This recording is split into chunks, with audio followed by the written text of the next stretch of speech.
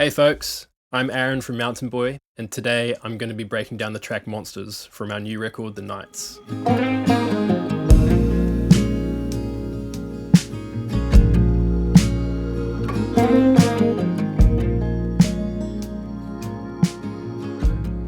Thank you so much for watching this video, it means a lot.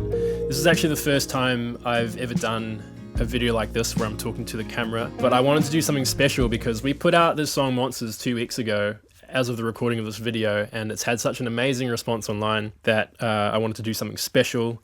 I've been thinking about doing these production breakdown kinds of videos for all the songs in the album, and a lot of you guys have been asking for it too, so if you like this, then leave a comment, let me know, and I'll try to get on to making some more. Maybe I can introduce you to the rest of the band as well. Also, one more thing before starting this video. I live in New Zealand, and in New Zealand we have this amazing funding structure from the government called New Zealand On Air.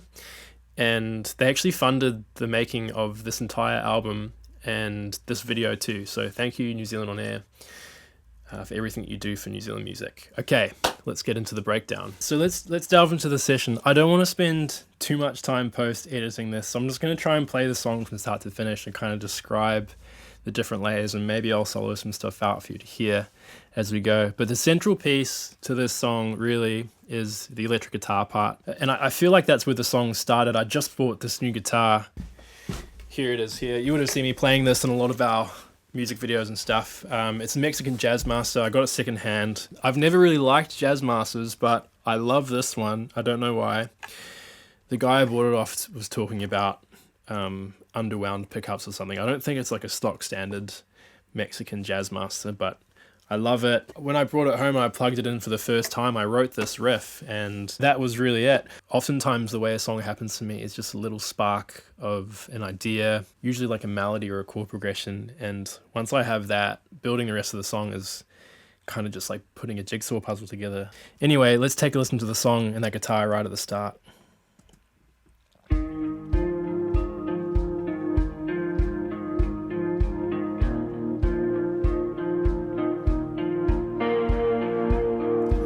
A bit overdriven straight into the amp, and then I put a stereo chorus on it and some reverb.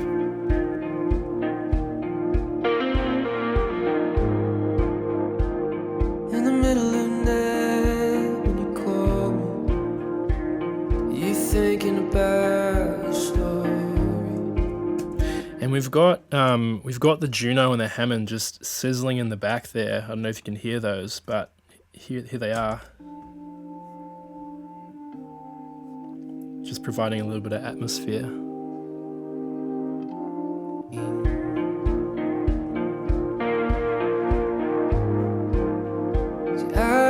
there's the bass, just playing single notes.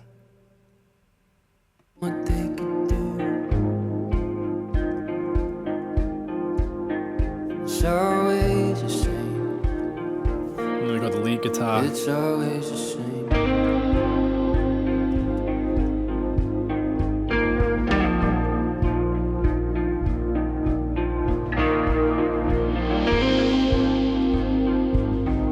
This was Dan playing this.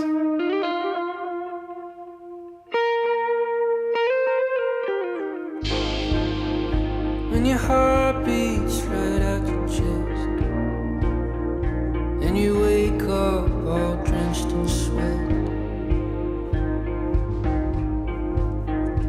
When I was thinking about how I was going to record this album, I made a conscious choice that I only wanted to have a single lead vocal on every single song. And that was because, as much as I could, I wanted to do things differently on the nights than how I did on the days. If you listen to the days, you'll notice that there's a lot of doubled vocals in the lead, and there's also a lot of vocal stacking in the harmonies and stuff. So yeah, single vocal. I recorded it with the Neumann TLM 103. Sounds great.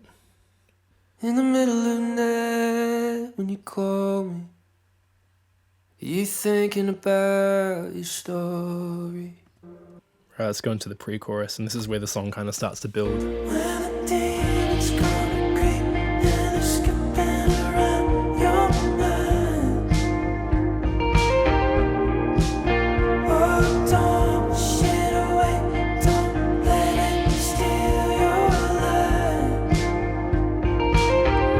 love the way those two guitar parts work. It's kind of like, they're not like harmonizing, but they're kind of like rolling off each other. And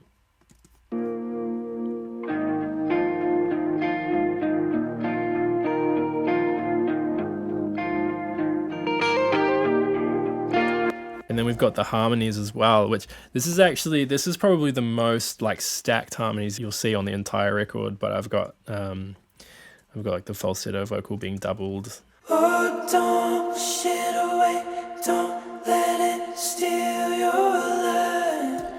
And I was going for that harmonizer, Bon Iver, Francis and the Lights kind of thing on this section, just to make it feel super lush.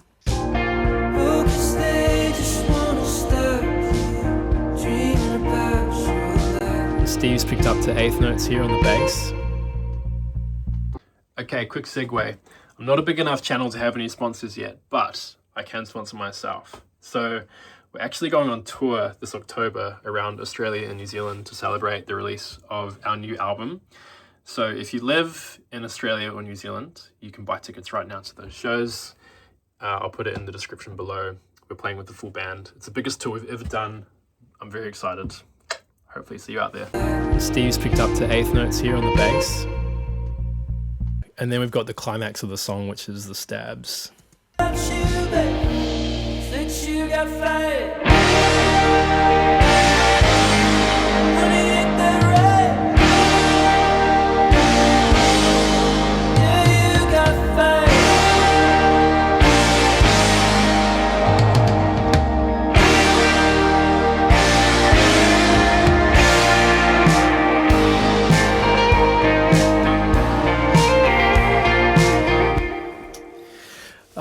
I so distinctly remember hearing those stabs for the first time in the mixing room at Roundhead. I think we'd just done about maybe 4 takes of the song, and we all went in to have a listen.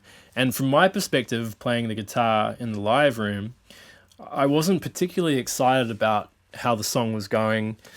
I was kind of just feeling whatever about it, and the song was playing and it got to the part with the stabs, and honestly the hairs on my arms just stood up and we all looked at each other like, what the heck? It was such a cool moment.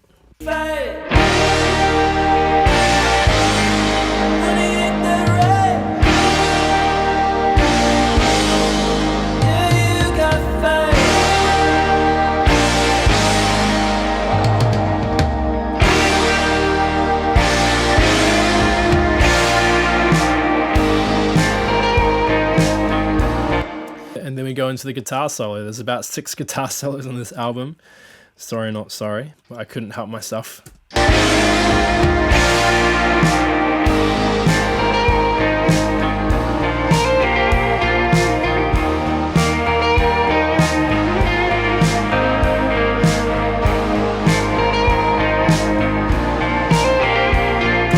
I also think like secret sauce for this end section is that first guitar.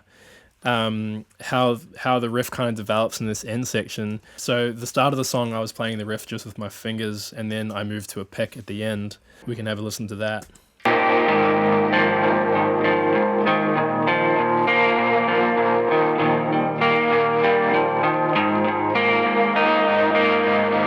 I think it provides a surprising amount of movement to that end section. Here's with the drums and the bass.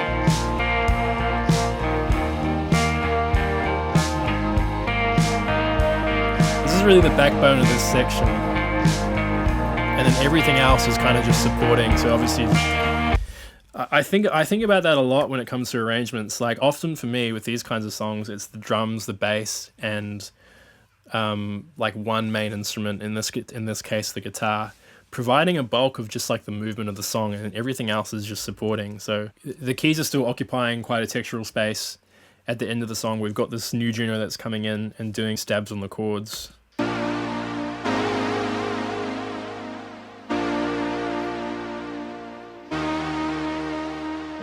And you can hear there's quite a bit of noise in the Juno signal. If you know how a Juno 6 is laid out, there's a little noise generator so you can fade in some noise into the signal. It's a great way to add a bit of crunch and aggression to the sound. Kudos to Nick Manders, who played keys on this record, for doing that, because I personally have never touched the noise generator on a synth until I saw him do it on these sessions. That's probably a good segue into talking about how we made this record. We actually tracked it together as a band at a studio here in New Zealand called Roundhead Studios. It's probably the premier studio in New Zealand. It's owned by a guy, Neil Finn, who's a legendary New Zealand musician. And it's got 2 rooms. It's got the A room and the B room, and we recorded in the B room, sometimes referred to as the brick room. It's a really beautiful room.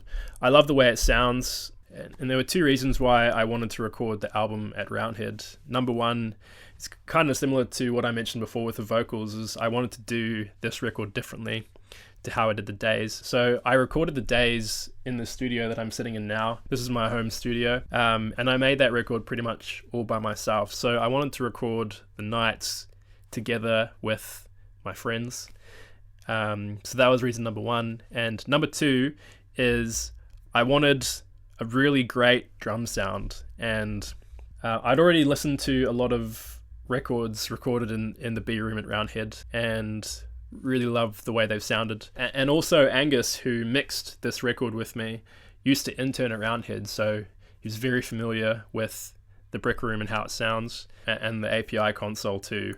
Actually, let's just take a moment to listen to the drums, because I'm really pleased with how they've turned out for the entire record.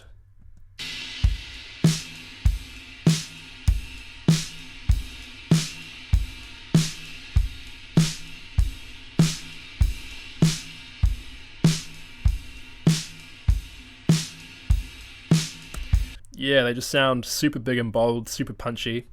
And that's all thanks to Angus. He mixed the drums quite significantly on the way into the console. So he was EQing and compressing on the way in. And by the time we got the sessions back, we didn't do a whole lot to the drums except for trigger 2 here. This is just doing some gating.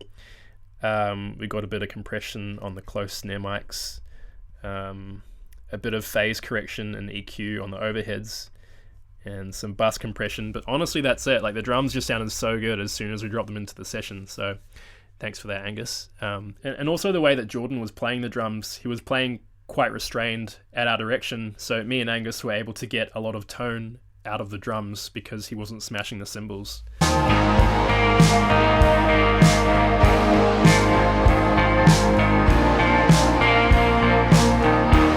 solo just glides on top.